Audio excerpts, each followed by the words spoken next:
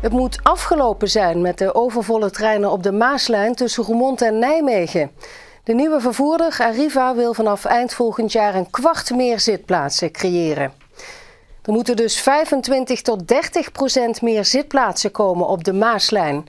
In heel Limburg komen er 36 nieuwe treinstellen die ook naar Duitsland en België gaan rijden, bijvoorbeeld Luik en Aken. Op alle lijnen moet de hele dag minstens 1 keer per half uur een trein rijden. En naast de veranderingen op het spoor komen er bijvoorbeeld ook 226 nieuwe bussen vanaf de start in december 2016. Politiek redacteur Jean van Hoof is bij het provinciehuis. Jean, wat verandert er concreet ten opzichte van het huidige openbare vervoer?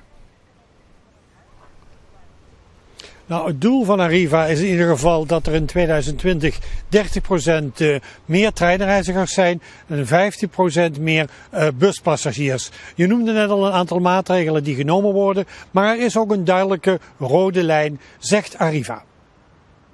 Op het gebied van de treinen zullen we aanzienlijk meer dienstverlening gaan realiseren. En daarnaast willen we proberen door middel van de contacten met de lokale gemeenschap om uiteindelijk door middel van een hogere betrokkenheid niet alleen de kwaliteit van het openbaar vervoer, maar ook het gebruik ervan te stimuleren en te verhogen. Wat betekent het voor mensen in de kleine kernen, Jean? Nou, Arriva zegt dat het haar maatschappelijke plicht is om ook gebieden te bedienen waar eigenlijk heel weinig reizigers zijn. Dus die kleine kernen. Dat wil zeggen dat er door de week gewoon een lijnbus gaat rijden. 1 keer per uur. En dat in de hele late avonduren of in de weekenden naar alternatieven wordt gekeken. Bijvoorbeeld een belbus of bijvoorbeeld een soort wensbus waarbij een kern 3 auto's ter beschikking krijgen gesteld. Nou, dat wordt allemaal nog precies uitgewerkt de komende maanden met de direct betrokkenen.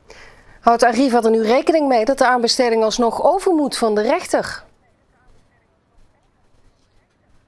Nee, daar houden ze geen rekening mee. Zij gaan ervan uit dat het besluit dat de provincie heeft genomen om Arriva het openbaar vervoer in Limburg te gunnen vanaf december 2016, dat dat staat en dat dat ook niet door een rechter onderuit gehaald zal worden. We willen per medio december 2016 alles zoals we hebben beloofd klaar hebben. En dat betekent ook al dat we nu investeringen moeten gaan doen. En dat gaan we ook doen. Maar heeft geen scenario B, want ja, 100% zekerheid heeft u natuurlijk niet dat de rechter zegt, nou dus oké zo. We hebben geen scenario B. En straks in Avondgasten een uitgebreid gesprek met de topman van Arriva.